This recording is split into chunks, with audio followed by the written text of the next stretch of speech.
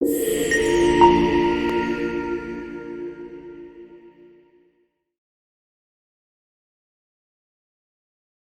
आपने कभी किसी जगह जाकर ऐसा महसूस किया है कि आप वहां पहले भी आ चुके हैं?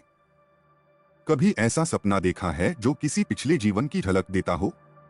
या कोई व्यक्ति आपको पहली ही मुलाकात में अजनबी न लगकर अपना सा क्यों लगता है? क्या ये सब महज संयोग हैं?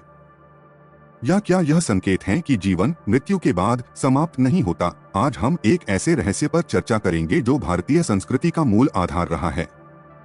पुनर्जन्म, रीबर्थ और रीइंकार्नेशन।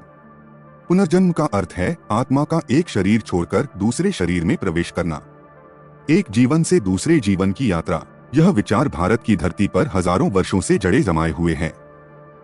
हिंदू, बौद्ध, जैन और सिख परंपराओं में इसे आत्मा के शुद्धिकरण और मोक्ष की प्रक्रिया माना गया है। पश्चिम में यह विचार अपेक्षाकृत नया है, लेकिन भारत में यह जन्म जन्मांतर का सत्य है। यह निश्चित रूप से कहना कठिन है कि भारत में पुनर्जन्म के सिद्धांत में सबसे पहले कब विश्वास किया जाने लगा। हिंदू धर्म की सबसे प्राचीन पुस्तक वेद में पुनर्जन्म के विषय में कोई स्पष्ट या सुनिश्चित कथन नहीं मिलता। मृत्यु के पश्चात जीवन की वैदिक अवधारणा प्रारंभिक यूनानियों की अवधारणाओं से काफी मिलती जुलती है। होमर अकिलीज की आत्मा का वर्णन करते हुए भविष्य के जीवन का कोई वादा नहीं करता, बल्कि नायक की छाया को मृतकों की दुनिया में लक्ष्यहीन भटकते हुए दिखाता है। एस.ई. गोपालचार्लू के अनुसार उनके लेख पुनर्जन्म का भारतीय सिद्धांत में ऋग्वेद में जीवन की निरंतरता के संकेत मिलते हैं। वे पहले मंडल की 32वीं ऋचा का उल्लेख करते हैं, जिसने उसे उत्पन्न किया है वह उसे नहीं जानता, जो उसे देखता है उससे वह छिपा हुआ है, वह अपनी माता के गर्भ में छिपा हुआ है। अनेक जन्म लेकर वह दुख में प्रवेश कर गया है।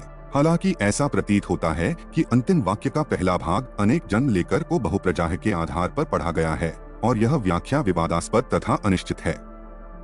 फिर भी इस श्लोक का बार बार उल्लेख इसकी संभावित प्रासंगिकता को दर्शाता है।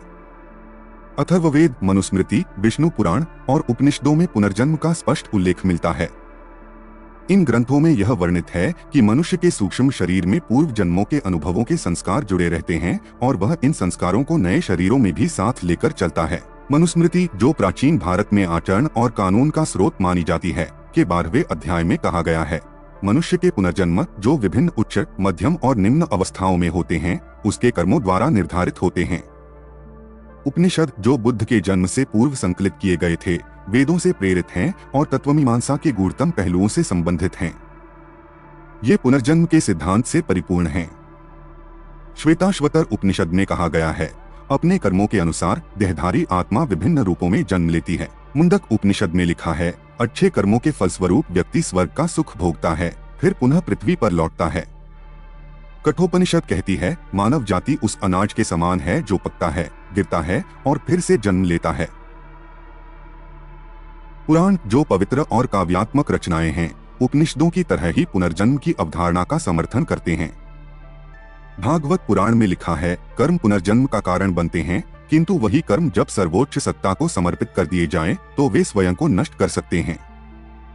कई विद्वानों और पंडितों ने पश्चिमी लोगों द्वारा पुनर्जन्म को लेकर फैलाई गई भ्रांतियों का खंडन किया है।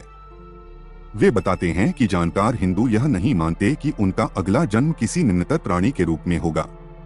हालांकि स्थानीय अंधविश्वास हर समाज में धार्मिक शिक्षाओं को विकृत करते रहे हैं। पुनर्जन्म की धारणा में कर्म की प्रमुख भूमिका है। जीवन को एक प्रकार की क्षतिपूर्ति और आत्मशुद्धि की प्रक्रिया के रूप में देखा जाता है। ईसाई मिशनरियों ने इस भयानक सिद्धांत की आलोचना की है, लेकिन हिंदू पुनर्जन्म की तुलना में उनके द्वारा प्रतिपादित नरक की अवधारणा अधिक भयावह प्रतीत होती है। हिंदू धर्म ग्रंथों में सबसे प्रसिद्ध महाभारत का वह भाग है जिसे भगवद गीता कहा जाता है। गीता वास्तव में पुनर्जन्म के सिद्धांत का सार प्रस्तुत करती है।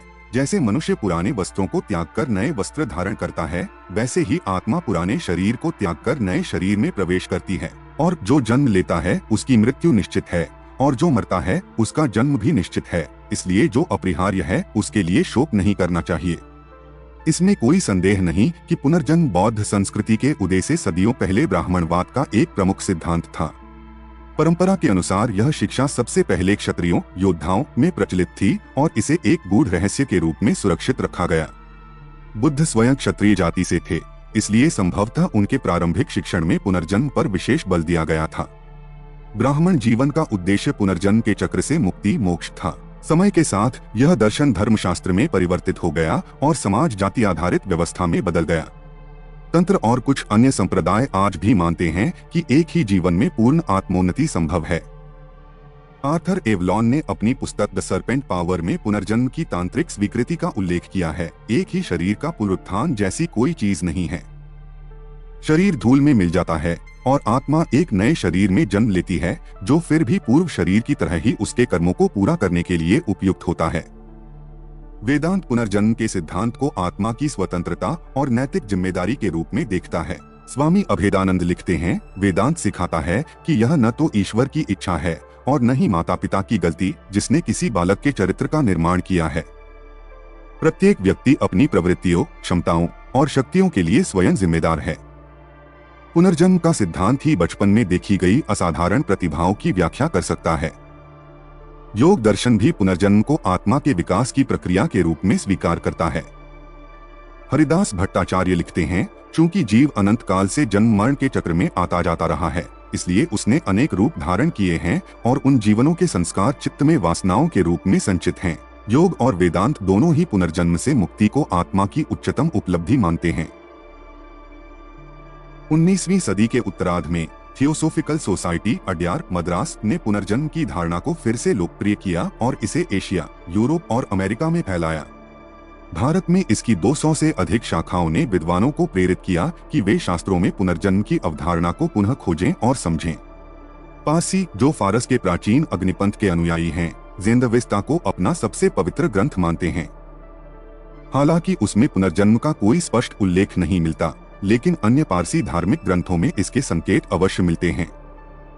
देसातीर नामक ग्रंथ में लिखा है, जो भी व्यक्ति इस निम्न लोक में लौटना चाहता है और भला कार्य करता है, उसे अपने ज्ञान, व्यवहार और कर्मों के अनुसार राजा, प्रधानमंत्री, उच्च पद या धन प्राप्त हो सकता है। आधुनिक विज्ञान ने भी इस विषय में रुचि दिखाई है।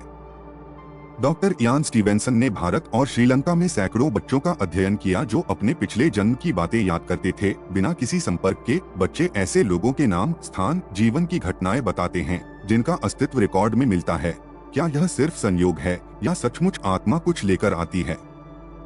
हम नहीं जानते कि जीवन का अंतिम सत्य क्या है, लेकिन भारत की परंपरा कहती है, हम जीवन नहीं हैं जो आत्मा रखते हैं, बल्कि हम आत्मा हैं जो जीवन जी रहे हैं। पुनर्जन्म हमें यह सिखाता है कि हर कर्म का फल है और यह जीवन आत्मा की लंबी यात्रा का एक पड़ाव भर है। तो क्या आप मानते हैं कि आपने पहले भी जन्म लिया है? क्या कभी आपने अनुभव किया है कि आपकी आत्मा इस जीवन से पहले भी कहीं थी? नीचे कमेंट करें और अपनी राय साझा करें। और हाँ, इस चैनल को सब्सक्राइब करें।